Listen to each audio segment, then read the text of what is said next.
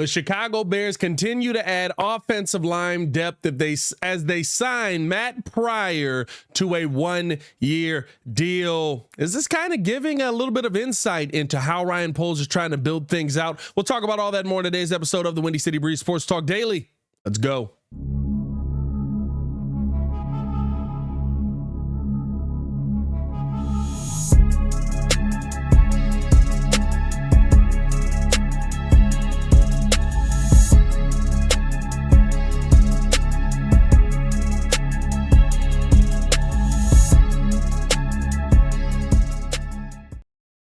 Now, if you are new to the channel, please like the video. Please subscribe to the page. We do talk Chicago sports daily on this channel. It's the only channel talk Chicago sports, how Chicago talk. So make sure that you get in tune with us, man. Bears make a really good depth signing here by going out and getting Matt Pryor. He was on the 49ers last year, basically was a backup guy, 42 offensive snaps played, no sacks allowed, nothing crazy with this name here, but a solid piece, big body, 6'7", 332, 29 years old right now. He was a 6th-round pick by the Eagles early on back in 2018, and he's really been able to make a name for himself in this league as a nice depth guy, and I think that's what the Bears bring in here by getting him in here. I don't think this is any amazing splash, but it does to me show a little bit of the insight that the Chicago Bears are trying to build out here. They understand what it takes for a quarterback to be successful in the NFL. They understand what it takes for an offense to be successful in the NFL. That means you have to have solid pieces. That means you have to have multiple pieces. That means you can't be looking around during the season to try and go out there and trade away draft capital to go get a Dan Feeney, who is also still on the team. Now you're talking about this Bears team having a Feeney, Ryan Bates, you're adding in Matt Pryor. You're talking about having some pretty good depth on this team, especially on a 1-year deal. I'm not mad at this signing at all. I think that this is a good move by the Chicago Bears. A lot of people will see this as a nothing move. They'll say, who cares? It doesn't matter at all. Good to know that they went out and they got Matt Pryor. But realistically speaking, this is a move that you want to see your organization making that hasn't been able to develop a quarterback, that hasn't been able to get guys to come in here and have success. These are the moves that teams make in the trenches, adding depth, adding better pieces, adding some guys who now, okay, we got Ryan Bates in here. It seems like they're going to go a little bit heavy in the draft as well. We got to talk about that as well. But realistically speaking, you look at this kind of move and say, this is a nothing move. No, this is a good depth move for a guy who has starting experience as well. It's not like he's not a starter. It hasn't been a starter in the NFL. He's got 24 starts in his 6 NFL seasons. He's played a litany of positions on that offensive line, so gives you kind of that versatility that the Bears have looked for. He started off as a tackle. He played left guard in Philly as well, played left tackle in Indianapolis, played right guard and left tackle in Indianapolis, and last year pretty much was all over the offensive line doing whatever was needed. Like, those are the kind of guys that you want to have as your backups. Those are the kind of guys you want to have as your depth pieces, like this deal for the Chicago Bears. I think this is a good one that gets things done. And you're adding, again, a lot of guys who have a ton of experience into a situation that the Bears might be looking down the barrel of when they get to that 9th pick. But first, I want to know how you guys feel. Let me know in the comments below. What do you think about the Chicago Bears signing Matt Pryor to a 1-year deal? Do you like this move? Do you dislike this move? Drop Y for yes, drop N for no. Let's keep this thing going, man. Drop a bird down if you haven't done so as well. So yesterday we heard on the Chicago Bears podcast from Courtney Cronin that the Chicago Bears are looking heavily offensive line as we get ready to go in this draft. The number 9 pick is coming up, and yesterday the Chicago Bears sent 8 coaches out to the Oregon Pro Day to see what those players out there are looking like. Now, we could talk about some other pieces on that team that maybe the Bears are trying to figure out. Maybe we got to get in depth on. Maybe I don't know which one. We know who we're looking at. Jackson Powers Johnson. I think that this is the name the Chicago Bears specifically went down there. The scouts specifically went down there to figure out. And I think that that is exactly why you want to see these depth moves made, because you want to have as much veteran experience in there if you're planning on going with a starting rookie center. And that might be the route the Chicago Bears are planning to go here. We haven't heard anything about them signing a center this offseason.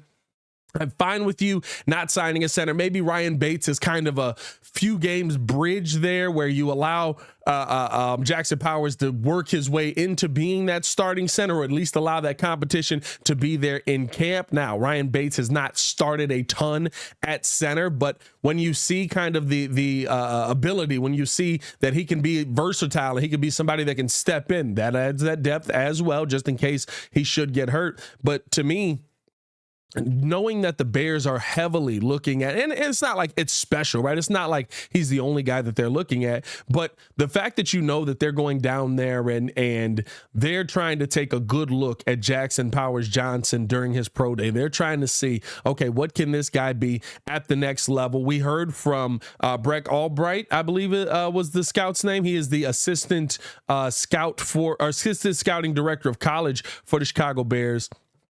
And he talked about, right, some of the responsibilities that go into having a starting center and what you're looking for in college. And he talked about these young guys, they don't have the same responsibility. They don't have the same duties that a NFL starting center was. He said normally in our schemes, right, the center sets the protection. The center is getting the rest of the offensive line ready. Of course, the quarterback has the almighty say, but you're sitting there looking at a guy that is able to go out there and basically be the leader on that team. Can a young man come in and be the leader on day one as a rookie starting center? A lot of responsibility that goes in there. And he said that they just don't do that a ton in college because of how fast they're moving, how many plays they want to get in. And we know that Oregon is a fast moving offense. So to me, if you're going out there and you're looking to assess, okay, do we go get a starting center or who we think is the center of our future somewhere in the first round here, how do we make his life easier? Well, guess what? You don't want to have a bunch of young guys stepping in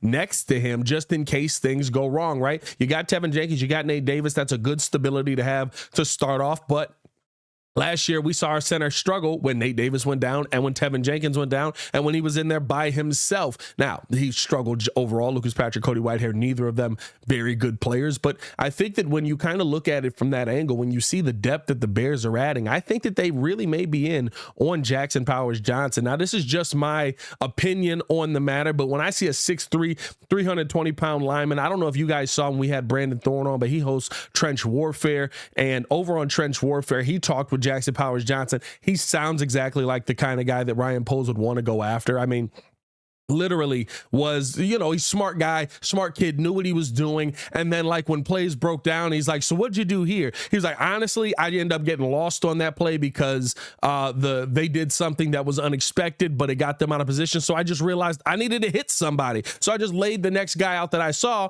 and it just so happened to be the play that opened things up for a touchdown.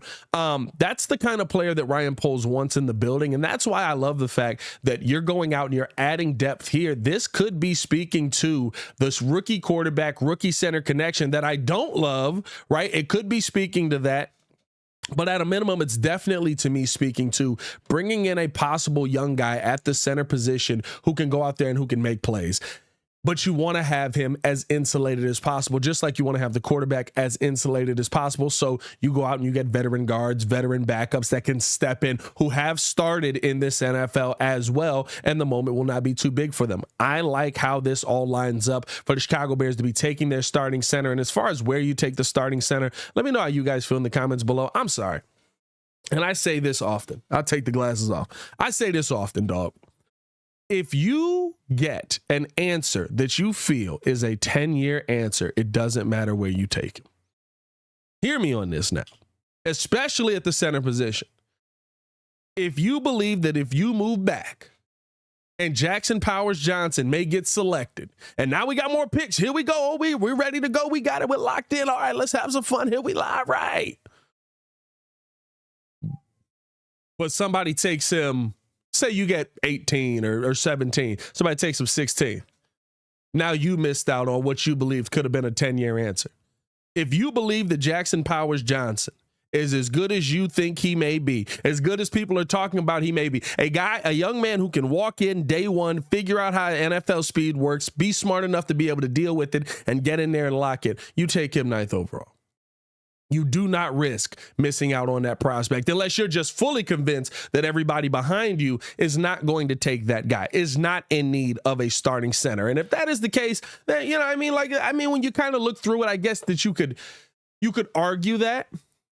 But Jackson Powers Johnson is being thought of as a highly, highly touted prospect, a guy who's going to be a dog in this league for a long time. I don't know if you can chance that. I don't know if I would chance that. Brian Pohl's more of a chance taker than I am, right? Threw multiple second-round picks out there. One worked, one didn't. After I threw the first one out that it didn't work, I probably wouldn't have traded for Montez Sweat with a second. But hey, I like the balls. I like the move. I like how you attacked on that. And so for me, like, I think that's a crazy pause right there. Yeah, that's on me. That's tough. I like the ball. I meant to say I like the balls on the move, but that's a crazy pause. Hey, man, I'm getting out of here, dog. It's getting wild. Y'all let me know how y'all feel about the Chicago Bears trying to go out or signing Matt Pryor and what that may mean for what they're doing on the offensive line. Do not clip that up. Y'all are wild. I already know it's coming. Y'all stay safe out the Chicago Bear time. Peace. Why'd you